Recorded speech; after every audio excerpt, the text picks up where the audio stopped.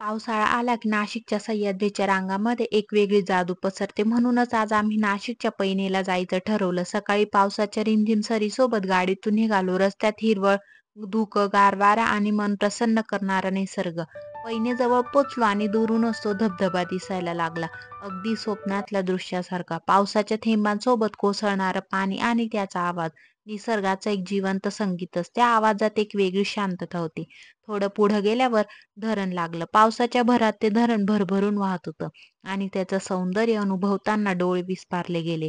त्यानंतर दिसला एक छोटा ओढा. तिथे थंडगार पाण्यात भिजलो. ओबीसोबत पाण्यात फोटो व्हिडिओ घेतले. थंडगार पाण्यात खेळताना बालपण परत जगल्यासारखं वाटलं. हास्य मजेत कसा वेळ गेला कळलंच नाही. मन एकदम प्रसन्न झालं होतं.